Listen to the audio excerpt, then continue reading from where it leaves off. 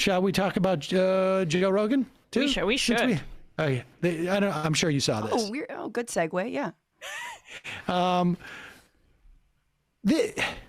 We've been talking about Joe Rogan on this program for years, and I think Michael was of the mind, and I agreed with his assessment of this. That the problem that Joe Rogan had was that he just read the wrong sources on some level. But I think here you can also see not only is he reading the wrong sources, he's not reading very much, and there is an arrogance that's associated with this. That is, look, we're all, sitting here with a camera trained on us, so it involves a certain amount of narcissism and arrogance that's baseline. Of course. But like, our audience is a fraction of what Joe Rogan's is, but what a fraction. Well, it's the best fraction. It's the best fraction. But the point being is that you have a responsibility. And if you're going to go out there and make these bold proclamations about stuff, read 2 articles, follow up on an article. Here is Joe Rogan with Josh Zepps, actually, who former HuffPost Live guy. He had a podcast that we used to record in the studio for a couple of times back in the day. And he's with Rogan, and Rogan makes this claim about myocarditis, which I found just sort of fascinating because, well, we'll talk about it afterwards, but I looked it up. It was September 24th. We talked about this dynamic because I had heard about that myocarditis, and I have kids who were getting vaccinated around that time. I had a son who's eligible for vaccination coming up, and I want to know about it. But here's Joe Rogan, and this is a fascinating segment. For young boys in particular, there's an adverse risk associated with the vaccine. It's like a 2 to 4-fold increase in the instances of myocarditis. Yes, but you know what? Hospitalization. You know that there's an increased risk of myocarditis among that age cohort from getting COVID as well, which exceeds the risk of myocarditis from the vaccine. I don't think that's true. I don't think it's true. No. I don't think it's true that there's an increased risk of myocarditis from people catching COVID that are young versus increased risk of myocarditis from the vaccine. No, there is. There's both. Well, let's look that up because I don't think that's true. Myocarditis more common after COVID-19 infection than vaccination. But is this with children? Yeah, we're talking about young people. Men and boys aged under 30 after this is what it says here. With children is the issue. Well, no, we were talking about 15-year-olds. Well, we're talking about young children. Male child, 12 to 17. 12 to 17, more likely to develop myocarditis within 3 months of catching COVID at a rate of 450 cases per million infection. This compares to 67 cases of myocarditis per million at the same time following their second dose of Pfizer. Yeah, so you're about 8 times likelier to get myocarditis from getting COVID than from getting the vaccine. That's interesting. Now, that is not what I've read before, but also it's like, even when we're reading these things, it's like, what are we getting this from? Was this from the VAERS report? But even from the VAERS reports, when they report this stuff, it's like the amount of people that report, it's the underreporting. Yeah, okay. I mean, now we have the audio to keep going on that because that's where the video, and I want to do that. But go ahead. But I just want to tell people because we should get to that. But that is fascinating. Yes. Because I got, and he has subsequently tweeted out the articles that misinformed him to justify why he did this. Mm-hmm. One was a Substack from some guy who's a lunatic, the other was a Guardian piece that is from early September. And even the Guardian piece, if you read this, it does not. It is so sort of like tentative to base your assessment of why people should not take a vaccine, which I assume he understands the efficacy of, on a piece that you read 4 months ago that that was just suggestive. It is just even the title of the piece. Boys more at risk from Pfizer jab side effect than COVID suggests study. So you're going to go out to your millions of people. A lot of young men. Young men. Knowing your audience. Your key demo, probably 75% of his audience. Maybe it's 50. Well, it doesn't matter. We're talking hundreds of thousands, if not millions. He himself knows exactly how influential he is. And so you've got a responsibility. It's not just about you flying by the seat of your pants. You can't both recognize that you are an influential person and talk about life and death issues, literally, and not do your effing homework. This piece, it goes in. This is back in September of 2021. Their analysis of medical data suggests that boys 12 to 15 with no underlying medical conditions are 46 times more likely to be diagnosed with vaccine-related myocarditis than ending up in hospital with COVID over a 4-month period. So this is not even necessarily talking about myocarditis between vaccines and getting now we COVID. have more definitive data, as was read by, but not absorbed by Rogan there. And now there are more people who are getting vaccinated than are getting COVID. So you could argue that, well, okay, if it's 40 out of a million versus, 150 out of a million, 150 out of a million who get COVID versus 40 out of a million who get the shot. You could argue if you get everyone the shot, there's going to be more cases of myocarditis. But the bottom line is that COVID has other problems associated with it than myocarditis. Like, I'm curious as to what he thinks myocarditis is. Well, they never think about long COVID. But now this is at current U.S. infection rates, the risk of a healthy adolescent being taken to hospital with COVID in the next 120 days is 44 per million. This doesn't even match the carditis. This doesn't even purport to say what he says it purports to say. There's nothing about myocarditis. And then there is a bunch of other studies that come out later that month. In fact, the New York Times had a piece on September 1st, 10 days before this other piece, that showed you have the heart problem more common after COVID-19 than vaccination. And also, if you're convinced this is your key demo, you're telling hundreds of thousands of them not to get the vaccine because of this myocarditis. Who did you talk to about what myocarditis is and how serious it is?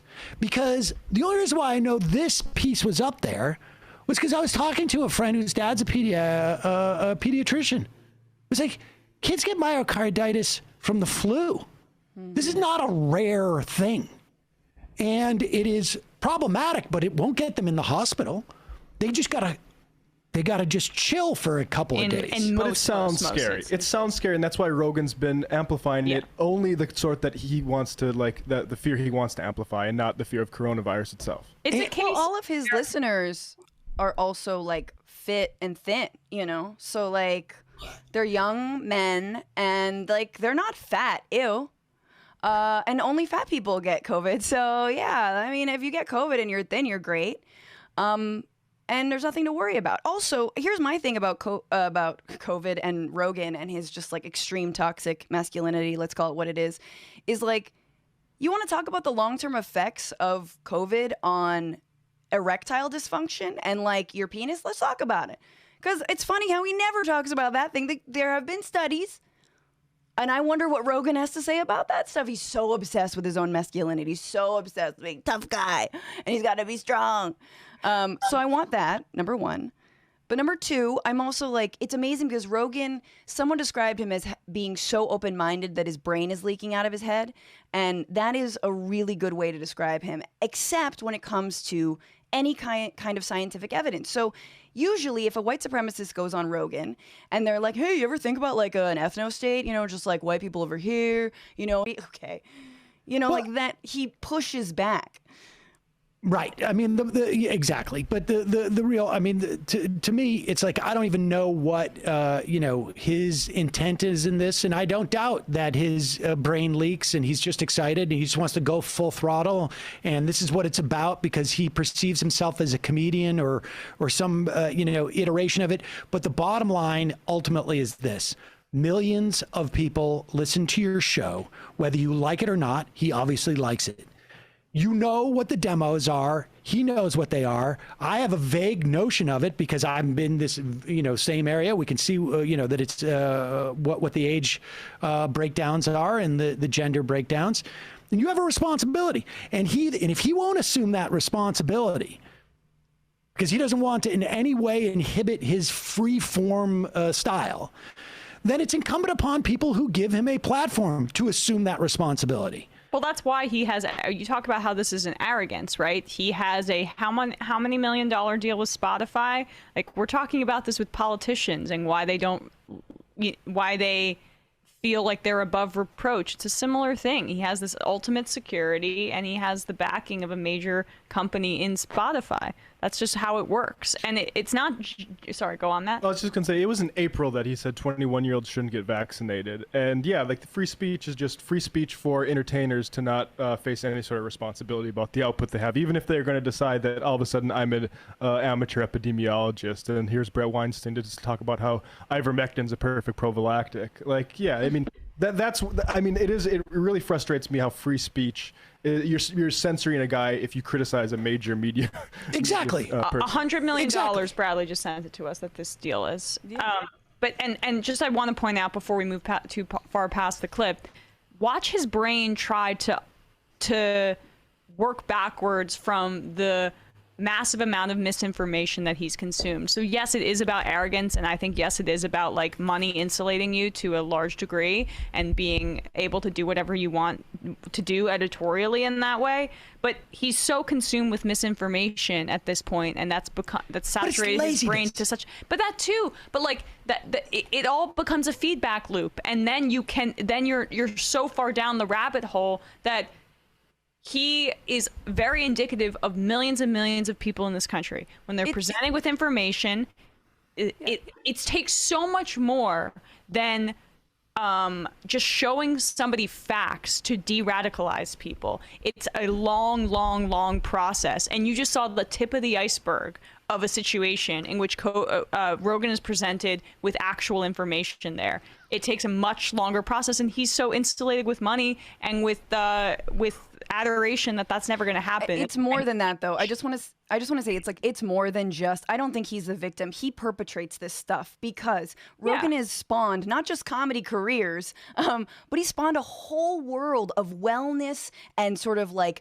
crazy, muscle milk influencers. That's not what they are, but you know what I'm saying. Out there, that's been spin-off wellness influencers that have been off there, and he's created them, and they're all hawking their supplements. They're all hawking their like natural remedies, and if you're just fit enough, you will, COVID will bounce off you. For a long time. Like you had this guy Gary Null, who I think still even is right. Like but this guy Rogan, Rogan is very, very mainstreaming this kind of stuff. Like I'm going to take bull testicles for right. Well, but I want to stay on this for a second because I want to play the VAERS thing, because this is like, at the very least, this is a teachable moment for people. Like he is putting out these the Guardian piece after the fact as justification. You should know that this New York Times piece, New York Times is not an obscure newspaper, incidentally. People are aware of it. This came out 9 days beforehand. Now he can talk about VAERS, but VAERS is in this country. Aside from all the things you can say about VAERS, where it's just like people who are not doctors. It's Wikipedia for anybody that wants to put up their like random COVID experience. My elbow hurt after my shingles thing. It was 2 weeks later, but my elbow hurt. Pfizer. I'm going to go into VAERS and I'm going to put it in there, and it was my shingles vaccine. Oh, yeah. I don't know. But this is New York Times, and it's talking about a study, myocarditis risks, that takes place in a country called Israel, which is not America. And 16 and 17-year-old boys, and they had hundreds of thousands of people, 880,000 people in this study. That's a big study. That is a significant portion of the population that was vaccinated and unvaccinated in Israel. So this is the Israelis, no VAERS, New York Times, 10 days before the article he puts out after the fact to justify, which didn't even say what it did. It's laziness. But here he is grasping for VAERS. We only have this on audio. Play this. Depending upon who you ask and like what it is, it's either 1% under, like with Harvard did a study on the VAERS report about vaccine injuries. And I think they were talking at the time about the HPV vaccine. And they said it was 1% of the adverse events were reported by the VAERS system. And I know people that have tried to report things in the VAERS system. It's very complicated. Yeah. It's very difficult to do. So I don't think we get a great idea. I don't trust American epidemiological data very much, but the fact that it's a global pandemic and that there are lots of like wonky geniuses in Germany and like South Korea and stuff doing a lot of this research as well, I think that in general I sort of trust the consensus of most of the people who are smarter than me about it. Yeah. And that's the data that I've heard about it. But I mean, it's interesting. Yeah, I mean, and that's about basically where they stopped talking about it. And good for, Zeps, because I think maybe because he's from Australia, he doesn't feel like he needs to, sort of protect. But that's the point. Is like, we could talk about the authoritarian nature of the U.S. government is mandating policies. But what about the authoritarian nature of the Chinese or the Cubans or the Germans or the Dutch? Just no sense of any other country's response to this stuff, let alone South Africa, which dealt with, I think, imposed curfews at 8:30 p.m. to deal with Omicron. And now we just assume Omicron's not serious. We just don't need to do anything about it. And that pairs very well with Rogan's rant from a few months ago, where he was like, America is the greatest nation in the world, and we've spurned innovation, and it's all because we are like the most representative. I mean, when did this guy just become a generic red-pilled patriot? But I mean, that's kind of, I think, that is exactly what he's become. Right. Yeah, we're the greatest government on the face of the earth, mostly because we don't have a government. Hell yeah. I mean, it's been clear that he's more comfortable talking about the demographic threat of Muslims than it is to Bernie or Cornel West, who were frankly just on because they were campaigning to his audience. So Joe knew that they were going to have kid gloves. And I respect the leftists that are invited on there, but they're going on there because they're also showing a lot of respect and deference and friendliness to Joe Rogan. And I don't know. And here's the other thing. With all due respect to Joe Rogan, I do not believe that he is leafing through reports from Harvard about, just general health situations involving HPV or VAERS or anything else. What he seems to fail to understand is that he is getting his information pushed to him. It is being cherry-picked before it sits on his desk. And if he's going to pontificate about it, and he is not going to go do your own research, does not mean answer the email from your friend who is anti-vax. Now, I don't know what that study looks like, and I'm going to look it up. But if you get a study, if you're just an average person and someone sends you a study because they want you to look at it, if you're going to go out the next day, a week, a month, whenever it is, and tell 1 million other people about it who look to you for information, people who are in the perfect demographic to both listen to you and to decide what they're going to do about their own health decisions. You have more of a responsibility than opening up that email. I don't give a shit if you're a comedian or whatever you brand yourself as. Some type of performance artist, you're not responsible. An artist makes their own moral universe. Fuck that shit. You're responsible. You're responsible. And anybody associated with producing that show, with promoting that show, is responsible. And does that mean that you should be locked up? No. It just means you're fucking responsible. And so when people sit here and say, you're responsible for people not vaccinating, getting long COVID, you're responsible for people not vaccinating, dying or giving it to their grandmother and them dying, you're responsible. That's not censoring you. That's just telling you you're fucking responsible. That's it. Yeah. And it doesn't matter. You're also rich and famous. Yeah, So, and the artist, I mean, please, like, if you want, like, that, you can't say that the artist makes their own moral universe and then engage in COVID information or misinformation. Yeah, you decided to be an epidemiologist in this moment. Right. So the grifter makes comedian or whatever. I'm just a podcast host. You know, I mean, I think the grifter makes their own moral universe. He knows, and any channel, any host, anyone who tells you they are the truth, they are the end all be all, which we know is the fastest way to gain a following, is obviously lying to you. But he doesn't care. He doesn't care about any moral responsibility. He doesn't care about the people who die from listening to his show and taking his pseudoscience advice. He doesn't care. It's the money. So yeah, I give Spotify another year, and I think they will drop him. I do think it'll happen. It doesn't matter. He'll still make that amount of money. Spotify won't be, you know, they'll have, hopefully feel the pressure at some point. But he's long foregone any sense of responsibility because it's audience. It's an anti-establishment or a so-called anti-establishment audience full of young men who are strong and better than COVID. Yeah, it's nuts. It's nuts.